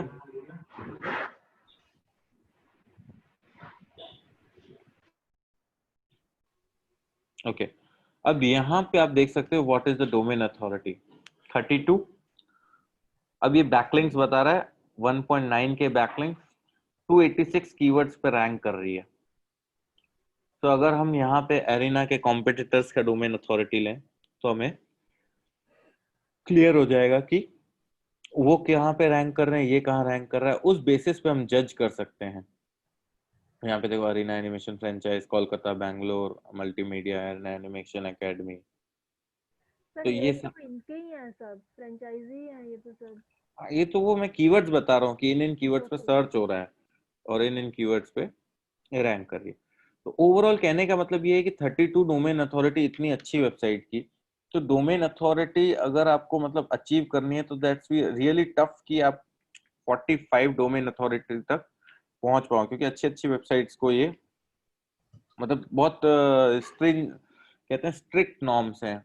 हर वेबसाइट को डोमेन अथॉरिटी इतनी अच्छी से नहीं दे सकते जब तक उस पे सारे वो क्राइटेरियाज को फुलफिल नहीं। अब जैसे यूट्यूब की डालूंगा तो बट नेचुरल सी बात है 90-95 आएगी। जब ये यही सेम चीज आप अपने सारे कॉम्पिटिटर्स के एनालाइज करोगे, 100 आ रही है, तो जब आप अपने कॉम्पिटिटर्स के एनालाइज करोगे तब आपको क्लियर होगा कि पर्टिकुलर कंपैरिजन किस नंबर पे चल रहा है। लेकिन आपको ये समझ में आ गया व्हाट इज डोमेन अथॉरिटी? मेरा क्वेश्चन ये है सबसे पहले। यस क्लियर, समझ में आया? Yes. ओके ओके, यहाँ पे अब डोमेन अथॉरिटी क्लियर हो गया, ठीक है। अब नेक्स्ट पार्ट ये आता है, ये हम ओवरऑल डोमेन की बात कर रहे थे। अब सेम वे अगर हम एक पर्टिकुलर पेज की बात करें, हो सकता है आपके पूरे डोमेन में 2 पेज ऐसे हैं जिसमें बहुत ज्यादा ट्रैफिक आ रहा है, लेकिन अदर पेजेस पे ज्यादा ट्रैफिक नहीं आ रहा है, तो उस पर्टिकुलर पेज की भी तो वैल्यू बढ़ सकती है या नहीं? So that is called as page authority. हम पेज अथॉरिटी भी चेक कर सकते हैं हर एक पेज की, यही इसी टूल से। तो ये आपको बताएगा पेज अथॉरिटी क्या है। अब इसके बाद नेक्स्ट पार्ट है बैकलिंक्स। कितने लोगों को बैकलिंक्स नहीं पता कि बैकलिंक्स क्या होते हैं? मुझे नहीं पता। मालूम नहीं। हेलो? यस सर, मेरे को नहीं पता। ओके नहीं पता यार। ओके, तो अब बात ये है, जब आप अपनी वेबसाइट को पूरा ऑप्टिमाइज कर देते हो तो अब आप वेबसाइट का प्रमोशन करते हो। बहुत सारे लोग सोशल मीडिया पे प्रमोशन करते हैं, बहुत सारे लोग अदर प्लेटफॉर्म्स पे देखते हैं कि कहाँ से मैं सारे यूजर्स ले आऊं। बहुत सारे लोग बाहर कंटेंट अदर वेबसाइट्स पे पोस्ट करते हैं और कहते हैं कि हाँ if you are interested you can visit, या मतलब ये है कि आप अपनी वेबसाइट का लिंक देते हो। ये लिंक देने के प्रोसेस को हम बोलते हैं बैकलिंक्स। क्लियर? जब हम हमारी वेबसाइट के लिंक्स अदर प्लेटफॉर्म्स पे प्रमोट करते हैं, अदर प्लेटफॉर्म्स पे पोस्ट करते हैं और वो वेबसाइट हमें लिंक करती है वापस, तो इस पूरे प्रोसेस को हम बोलते हैं बैकलिंक्स अचीव करना। तब मान लो आपके बैकलिंक्स हैं 2000, आपके कॉम्पिटिटर के बैकलिंक्स है 5000, किसी कॉम्पिटिटर के बैकलिंक्स है 10,000, तो ओवरऑल मतलब आप समझोगे कि कितना फर्क है, 2000, 5000, 10,000 हर। तो आप देखोगे कि अच्छा वो कॉम्पिटिटर इसलिए रैंक कर रहा है क्योंकि उसके बैकलिंक्स खूब सारे हैं। समझे कि नहीं? तो ये पार्ट सारा का सारा बैकलिंक्स के थ्रू भी हम कंपैरिजन करते हैं। इसलिए हम बिजनेस एनालिसिस में हम डालेंगे कि अभी हमारे बैकलिंक्स कितने हैं, कॉम्पिटिटर के बैकलिंक्स कितने हैं। फिर कॉन्टैक्ट इन्फॉर्मेशन तो बहुत बेसिक है, सोशल मीडिया प्रोफाइल्स बहुत बेसिक है। One second. The page authority के लिए तो सेम moz.com पे ही जाने का। यस, moz.com पे आप चेक कर सकते हो। और तो उस पे पेज अथॉरिटी मतलब और वो पेज और का और एक्सटेंशन। एक मिनट, अगर आपको हर टाइम चेक करना है तो आप यहाँ पे ऊपर मेरे स्क्रीन पे विजिट्स देख सकते हो, है कि नहीं? या तो ऐसे के ऐसे एक विजिट आता है मॉज बार क्रोम एक्सटेंशन। आप इसको इंस्टॉल कर लोगे, जब भी आप कोई वेबसाइट ओपन करोगे और यहाँ पे उस मॉज बार को क्लिक करोगे तो आपको डोमेन अथॉरिटी और पेज अथॉरिटी सब बता देगा। तो ये आप इंस्टॉल कर लेना तो आपको क्लियर हो जाएगा, आपको हर बार मॉज की वेबसाइट पे भी जाने की जरूरत नहीं है। क्लियर? अब सोशल मीडिया प्रोफाइल्स वाला पार्ट क्लियर है कि हम बिजनेस एनालिसिस में हम क्यों मेंशन कर रहे हैं। जब आपने ये चीज कर ली तो next part comes competitor analysis, कि ऐसे कौन कौन से कॉम्पिटिटर्स हैं जो आज की डेट में वहां रैंक कर रहे हैं। ठीक है, ऐसे कौन कौन से कॉम्पिटिटर्स हैं जो आज की डेट पे रैंक कर रहे हैं। तो उसके लिए हम कुछ जनरल कीवर्ड्स लेंगे। पहले मान लो डिजिटल मार्केटिंग इन घाटकोपर, ठीक है, मान लो digital marketing agency in Ghatkopar. तो आप देखोगे यहाँ पे डिजी लोकल, शार्प टेक, ठीक है, ये इस तरह से कुछ है। फिर इसके बाद यहाँ पे advertising and digital marketing agency in Ghatkopar Mumbai, rank higher dot in digital marketing agency in Ghatkopar. फिर यहाँ पे जस्ट डायल की लिस्टिंग आ रही है, फिर यहाँ पे ये सारी लिस्टिंग आ रही है। तो अब जस्ट डायल को छोड़ के जितनी भी जो एक्चुअल डिजिटल मार्केटिंग सर्विसेज हैं उससे रिलेटेड वेबसाइट, अब ये इंडीड है, अभी हम इंडीड को नहीं लेंगे, बट ये actrot.com, whiterivermedia.com, auburnSolutions.com, इनकी हम एक पूरी लिस्ट बनाएंगे और इसी लिस्ट को हम एनालाइज करेंगे। क्या करेंगे? इसी लिस्ट को हम एनालाइज करेंगे। तो इसके लिए हम जो लिस्ट बनाएंगे that would be for first 15 competitors first 15 competitors और 15 टॉप रैंकिंग वेबसाइट्स, इन सब की एक लिस्ट बनाएंगे। तो हरप्रीत आज फर्स्ट 15 कॉम्पिटिटर्स की लिस्ट बना लो आप। जैसे क्या बोलते हैं, सॉरी जेसन, आप अपने एरिया के फर्स्ट 15 कॉम्पिटिटर्स की लिस्ट बना सकते हो। सुनील, आप अपने एरिया के कि भाई यहाँ पे जहाँ पे मेरे को, आप डे वन पे ये नहीं कह सकते कि मैं digital marketing services in Mumbai पे रैंक करूंगा। पहले तो आप एक छोटे एरिया को कवर करो, जब छोटा एरिया कवर हो जाएगा तब आप बड़े एरिया में धीरे धीरे मूव करोगे। सीधा बड़े एरिया में आपकी वेबसाइट रैंक नहीं करेगी। तो आपके जो रिलेटेड कीवर्ड्स हैं, जो आपको लगता है कि हाँ ये इन कीवर्ड्स पे मेरी वेबसाइट रैंक करनी चाहिए, तो वो सारा का सारा पार्ट हमें करना पड़ेगा। फर्स्ट 15 कॉम्पिटिटर्स की लिस्ट बनानी पड़ेगी। फर्स्ट 15 कॉम्पिटिटर्स की लिस्ट बनाने के बाद आपको उनका भी यही प्रोफाइल, उनका सारा प्रोफाइल नहीं देखना है। फर्स्ट 15 कॉम्पिटिटर्स की लिस्ट बनाने के बाद आपको देखना है उनकी वेबसाइट एज,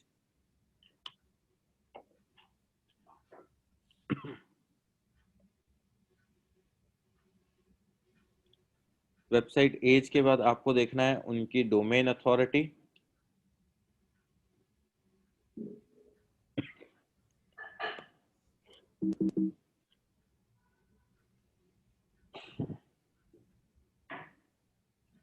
डोमेन अथॉरिटी के बाद आपको एक कॉलम छोड़ना है बैकलिंक्स के लिए।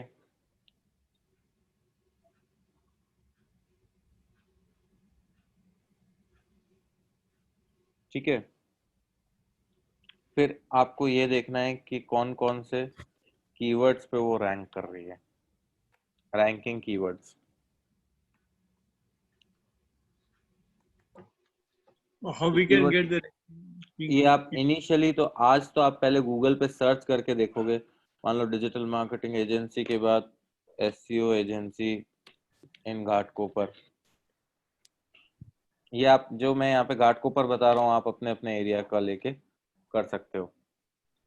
तो हमने देखा यहाँ पे अब इस कीवर्ड पे कौन रैंक कर रहा है। आप देखो हर कीवर्ड पे अलग अलग रैंक कर रहे हैं, बट ये वेबसाइट है, ये वेबसाइट पिछले वाले कीवर्ड पे भी रैंक कर रही थी, लेकिन पिछले वाले कीवर्ड पे इसकी पोजीशन नीचे थी, यहाँ पे इसकी पोजीशन ऊपर है।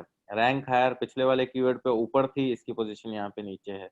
तो ओवरऑल आप हर कॉम्पिटिटर के आगे एक नेक्स्ट टैब बनाओगे, ये पूरा एक्सेल में बनेगा। तो मैं देखना चाह रहा हूँ आप अपने हिसाब से कैसे बनाते हो। बाकी मेरे को जो फॉर्मेट देना है वो तो मैं कल आपको दे ही दूंगा।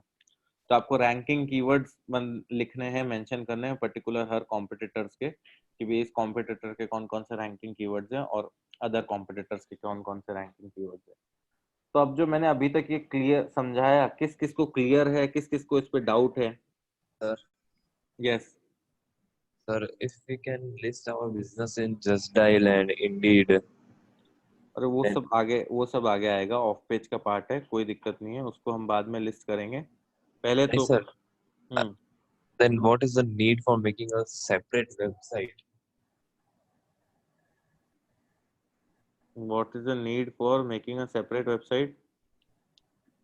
मतलब अगर अपन लिस्टिंग कर ही रहे हैं, अपन का बिजनेस विजिबल तो वहाँ पे भी हो ही रहा है, क्योंकि वो ज्यादा ट्रस्टवर्दी रहता है कि जस्ट डायल पे इंक्लूड किया हुआ है ये बिजनेस को। क्वेश्चन मेरे को लगता है कि आपको मतलब खुद से आंसर करना चाहिए। क्वेश्चन पूछने वाला था ही नहीं कि हम हमारी वेबसाइट क्यों बनाएं। कितना भी कह लो कि आप जस्ट डायल पे हमेशा डिपेंडेंट रहोगे। सर हर बिजनेस आज के टाइम में चाहता है कि यूजर्स मेरे प्लेटफॉर्म पे आए, मेरे पास आए। अब मेरे पास आने का मतलब है कि मान लो अगर आज मेरे पास फेसबुक पे इतने फॉलोअर्स हैं, कल फेसबुक बंद हो जाए तो मेरे तो फॉलोअर्स चले जाएंगे, यस सर, मेरे पास यूजर्स का डेटा रहेगा। आज जस्ट डायल है, जस्ट डायल में मेरी बिजनेस रैंक कर रहा है, ठीक है। यस सर, अब जस्ट डायल में अगर मेरा बिजनेस रैंक कर रहा है, कल जस्ट डायल ने अपनी सर्विस निकाली कि फर्स्ट टॉप 3 लिस्टिंग्स में मैं टॉप वाली लिस्टिंग के 1.5 लाख ले रहा हूँ, सेकंड वाली लिस्टिंग के 1 लाख ले रहा हूँ और थर्ड वाली लिस्टिंग के 50,000 ले रहा हूँ। आप नहीं दे पाए, आपकी जगह उसने किसी और की वेबसाइट को रैंक करवा दिया वहां पे और किसी के बिजनेस को फर्स्ट पे ले आया, अब क्या करोगे? तो ये क्वेश्चन तो मेरे को लगता है आपको पूछना ही नहीं चाहिए, ये सोचना चाहिए कि कैसे मैं मेरी वेबसाइट को स्ट्रॉन्ग करूं। Yes sir. ओके, तो अब मेरा क्वेश्चन ये है, ये जो कॉम्पिटिटर एनालिसिस वाला टास्क है कितने लोगों को समझ में आया? सर ये बैकलिंक कहाँ मिलेगी? वही emoji.com पे? मौज बार पे हमने किया था। अच्छा, वो वहाँ भी बैकलिंक का भी है। यस अच्छा, yes yes yes. Jason, got it? Yes sir, try करूंगा सर कंप्लीट करने का। Okay, Shipra, yes sir. Harpreet, yes sir. Harpreet आपने पहले एसईओ कर रखा है तो फिर आपको मतलब कुछ समझ में मतलब ऐसा लग रहा है कि हाँ कुछ वैल्यू मिल रही है, वही जो पहले पढ़ा था वही सब मिल रहा है वापस? नहीं सर, आप बहुत डिफरेंट करा रहे हो। उन्होंने तो सर बुकिश लैंग्वेज बुक्स पढ़ा दी थी, बस वो हो गया। Okay, actually books. सर मेरा मतलब कि मैं अटेंड करना नहीं चाहती थी, मेरे से अटेंड होने नहीं वाला था लेक्चर। मैंने मैम को कॉल करके पूछा था कि अगर मुझे वीडियोस मिल सकता है, तो मैम बोल रही थी ठीक है, हाँ आपको रिकॉर्डेड वीडियोस मिल जाएगा। बट जब मैंने फर्स्ट डे आपका लेक्चर अटेंड किया तो मैंने बोला नहीं, मुझे करना चाहिए, आपका लेक्चर्स काफ़ी इंटरेस्टिंग है, तो मतलब काफ़ी नॉलेज मिलती है। तो फिर ओके, उस दिन के बाद मैं टाइम निकाल के करती हूँ। मेरे दो बच्चे हैं, ट्विंस हैं, और ओके, वाह, बहुत मतलब मुझे जो फ्रीलांसिंग का वर्क है वो भी मेरे पास प्रेशर है।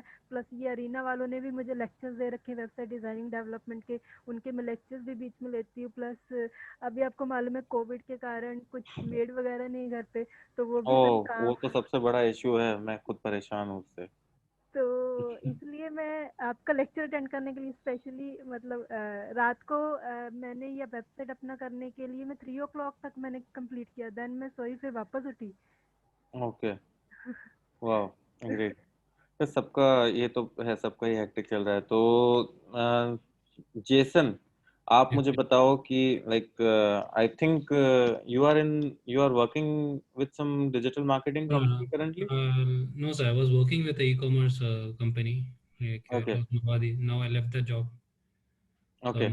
like now So I think if you have left the job and if you are looking for something, either it's your own business or either it's your job in digital marketing, then I hope this is very crucial for you, whatever you are getting. yes, sir. This is actually, Okay. sir, whenever the class times, like whenever the class starts in India, it's 4:30 a.m. in Kuwait. So Okay, okay, okay. Wow. like no, the craze is there for me to learn all these things.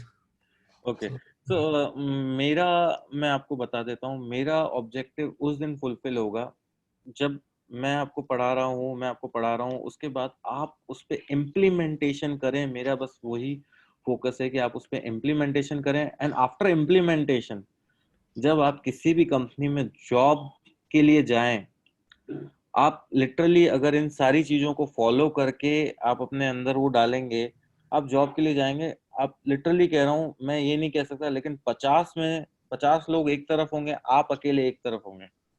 क्योंकि मैं इसी के साथ साथ मैं आपको मेरा profile बता देता हूँ। मैं डेली 4 आवर्स क्लासेस लेता हूँ, फिर उसके बाद 4 आवर्स में डिजिटल मार्केटिंग कंसल्टेंसी पे फोकस करता हूँ, फिर उसके बाद 4 आवर्स मेरी खुद की सर्विसेज से रिलेटेड टीम है जो डिजिटल मार्केटिंग सर्विसेज हम क्लाइंट्स को देते हैं, उनके साथ स्पेंड करता हूँ। फिर उसके बाद थोड़ा टाइम बच जाए तो मैं कुछ और मेरे वीडियो कोर्सेज और इन सब चीज़ों पे फोकस करता हूँ। तो और इन्हीं 4 आवर्स में जब जो मेरा कंसल्टेंसी वाला पार्ट है, कई बार मुझे काफ़ी सारे इंटरव्यूज में बैठना पड़ता है, इंटरव्यूज लेने पड़ते हैं। तो मैंने इंटरव्यूज में ये चीज़ देखी कि मैं किसी से भी कुछ भी क्वेश्चन पूछता हूँ, उनको केवल इतना आता है on page optimization, off page optimization. Sir interview में क्या पूछते हैं? ऑन पेज और ऑफ पेज। अच्छा, ऑन पेज में क्या पूछते हैं? बस ये टेक्निकल बता दो, टाइटल ऑप्टिमाइजेशन क्या होता है, डिस्क्रिप्शन ऑप्टिमाइजेशन क्या होता है। और आज के टाइम में कंपनीज क्या देख रही है कि हमें वो बंदा नहीं चाहिए जो आए और उसको हमें इंस्ट्रक्ट करना पड़े कि भाई तू ये काम कर। हमें वो बंदा चाहिए जो हमें बताए कि सर मैं ये काम करूंगा, इससे आपको बेटर रिजल्ट्स मिलेंगे। सर हमें ये तरीके से क्लाइंट को अप्रोच करना चाहिए तो क्लाइंट के सामने हमारी कंपनी का इंप्रेशन जाएगा। I hope everyone is getting my Yes. point what I am trying to explain. Yes. जब आप वो डिफरेंस क्रिएट करते हो तब आपकी सैलरी 30,000, 40,000, 50,000 आती है। मैं इंडिया की बात कर रहा हूँ। नहीं तो मेरे पास 10,000 में भी SEO of page on page ये करने वाली टीम है, और मेरे पास सेम वे 40,000 वाली टीम भी है। पर 40,000 वाली टीम को मेरे को ये नहीं बोलना पड़ता है कि भाई तुम्हें क्या करना है। मैंने कहा क्लाइंट का वेबसाइट मेरे पास आती है, मैंने वेबसाइट फॉरवर्ड कर दी, अब पूरा प्रपोजल बनाने से लेके सारी चीज मेरे पास आती है, मैं आगे फॉरवर्ड कर देता हूँ। सो और इसी जगह जो 10,000 वाला बंदा होगा उसको वो मेरे पास 10 बार प्रपोजल लेके आएगा, उसमें मेरे को उस पर करेक्शंस करवाने पड़ेंगे। हो सकता है स्पेलिंग के करेक्शंस भी हो सकते हैं, हो सकता है अभी लेआउट अच्छा नहीं है, डिजाइन अच्छा नहीं है। जितना आप अपने आप को डिफरेंट बनाओगे उतना आपके लिए हेल्पफुल रहेगा। बट आई थिंक आज के लिए इतना बहुत है। ये पार्ट आप कॉम्पिटिटर एनालिसिस वाला सब कर लेंगे। Yes, sir. ये वाला जो कॉम्पिटिटर एनालिसिस वाला पार्ट है ये अच्छे से कंप्लीट कर लेना, फिर हम मंडे को मिलेंगे और मंडे को फिर फर्दर डिस्कस करेंगे कि आगे क्या करना है। Clear? Okay sir. Okay, sir. Okay, तो bye bye, have a happy weekend. कुछ स्टडी भी कर लेना, देख लेना कि आगे क्या क्या कर सकते हैं, थोड़ा सा स्किल्स इंप्रूव करने पे फोकस करना। Bye bye, thank you. Sir एक मिनट सर। यस सर मुझे वही यूआरएल के बारे में सर आप थोड़ा गाइड कर देंगे कि मैं यूआरएल के बारे में कुछ क्रिएटिव यूआरएल अगर आप फोकस करो तो ये हो सकता है डिजिटल एनालॉग, ठीक है। और इसके अलावा यूआरएल पे अगर आप फोकस करो तो और कुछ सर .com ही लेना है ना? हाँ .com पे फोकस करो, कुछ क्रिएटिव यूआरएल देखो ओके और सर। उसको आप ले लो। सर उसको और लेने के बाद मेन है कि आपके सारे पेजेस आप ऑप्टिमाइज करो। यस तो और सर ये होस्टिंग कंपनी कोई आप सजेस्ट कर सकते हैं? मैं तो जैसे होस्टिंगर लेती हूँ, उससे उनसे परचेज करती हूँ। अभी इनिशियल लेवल पे मतलब बहुत ज्यादा अपने को होस्टिंग आप चाहे GoDaddy की ले लो या होस्टिंगर की ले लो, किसी की भी ले लो चलेगा। ठीक है सर। तो यस अम, और क्या है क्वेश्चन, क्या आ रहा है, बताओ सर बताओ। ये इमेजेस वगैरह मतलब ये अभी गूगल से ही लेके मैं पेज। इमेजेस गूगल से ले लो, लेकिन आपका जो कंटेंट है वो जेन्युइन होना चाहिए, रिटर्न कंटेंट जो है वो जेन्युइन होना चाहिए। Okay sir. ठीक है, तो अब मंडे को हरप्रीत आपकी वेबसाइट कुछ लेवल पे रेडी रखना, क्योंकि अपन उसी को ही लेके SEO प्लान कर रहे हैं। यस सर किस वेबसाइट पे काम करना है सर? किस वेबसाइट पे काम करना है? जो जो बंदे अपनी खुद की वेबसाइट बना रहे हैं, मैंने ये बोला जो आप अपनी अपनी खुद की वेबसाइट बना रहे हैं, जैसे जेसन है अपनी डिजिटल मार्केटिंग सर्विसेज की बना रहे हैं, सुनील है वो अपनी बना रहे हैं, अभी मेरे को मंजीत ने अपनी वेबसाइट बताई। तो जिसके पास खुद की वेबसाइट है तो आई वुड सजेस्ट कि आप खुद की वेबसाइट ले सकते हैं। बाकी जिसके पास खुद की वेबसाइट नहीं है तो जो यहाँ पे मैं पढ़ा रहा हूँ ये डोमेन इसका फाइनल हो जाएगा, बट ये है digital marketing services in Ghatkopar. तो इस वेबसाइट को लेके हम आगे मूव ऑन करेंगे। सर मेरा एक और क्वेश्चन है, ये जो यस हम कंपटीटर का ये हमें डोमेन अथॉरिटी चेक करना है, कीवर्ड सॉरी रैंकिंग चेक करना है, ये सब तो जो सर्विसेज हम प्रोवाइड करते हैं स्पेशली वो कीवर्ड्स पे पहले फोकस करना है। बिल्कुल बिल्कुल बिल्कुल, जो सर्विसेज मान लो कि आपने लिखा Google ad service in Ghatkopar, Facebook marketing, social media marketing service in Ghatkopar, digital marketing service in Ghatkopar, digital marketing agency in Ghatkopar, digital agency in Ghatkopar, इन सारी चीजों को आपको फोकस करना है। SEO agency in Ghatkopar, social media agency in Ghatkopar, ये कीवर्ड तो मतलब मेरे को जो सामने सामने दिख रहे हैं। फिर इसके बाद मैं और आगे टूल्स वगैरह इन सबको मॉनिटर करूंगा तो मेरे को और कुछ रिजल्ट्स भी मिल सकते हैं। ठीक है सर। ठीक है, आई होप सबको इस क्वेश्चन से बाकी सबको भी एक ओवरव्यू मिल गया होगा। यस सर, मेरे पास ठीक है। एक ये था कि रिगार्डिंग वेबसाइट, मतलब जैसे यहाँ पे अरबिक लैंग्वेज चलता है, तो sir 2 versions of A website कैसे बनाते हैं? मतलब लाइक जब आप ऊपर देखते ये एक स्ट्रिक्ट डेवलपमेंट टास्क है जो जिसके लिए हमें डेवलपर की हेल्प लेनी पड़ेगी। ओके हाँ, ये है कि आपको बेसिक अभी आप वेबसाइट बना रहे हो तो ऐसे में आपको जो मैंने कल ट्रांसलेट वाला प्लगइन बताया था वो आप इंस्टॉल कर लो। तो सबसे पहले पहले उसके पास ऑप्शन यही होगा कि वो लैंग्वेज चेंज कर सके। इंग्लिश की जगह उसे अरेबिक में सारा कंटेंट देखना है तो अरेबिक में देख लेगा, और इंग्लिश में देखना है तो इंग्लिश में देख लेगा। नहीं तो अगर आप दो उसकी वेबसाइट बनाने बैठोगे, जैसे अभी अरेना एनिमेशन की थी, इंग्लिश में भी है, हिंदी वर्जन भी है, आपने शायद देखा हो या नहीं देखा हो, या और भी बहुत सारी आज के टाइम में वेबसाइट्स है इंग्लिश और हिंदी वर्जन, तो उसमें हिंदी पे क्लिक करेंगे तो पूरा वेबसाइट वो हिंदी में चेंज हो जाएगा। ये एक मतलब पूरा डेवलपमेंट वाला पार्ट है, लेकिन ये है कि आपको एक प्लगइन के थ्रू शो करने में इजी है, तो आप एक वो गूगल ट्रांसलेट वाला लेके यूज कर सकते हो। Sir actually Google translate Arabic में इतना इफेक्टिव नहीं है, मतलब अरबिक में काफी वर्ड्स है जो कि डिफरेंट मीन कर, मतलब सेम वर्ड्स होते हैं बट काफी डिफरेंट मीनिंग में आ जाता तो फिर जैसन इसको फिर आपको मतलब प्रोफेशनली डेवलप कराना पड़ेगा। है, डेवलप कराना पड़ेगा। Yes yes fine sir, okay. Yes okay, या फाइन तो गुड बाय एवरीवन, मंडे को मिलते हैं, bye bye. Sir, okay, thank you sir.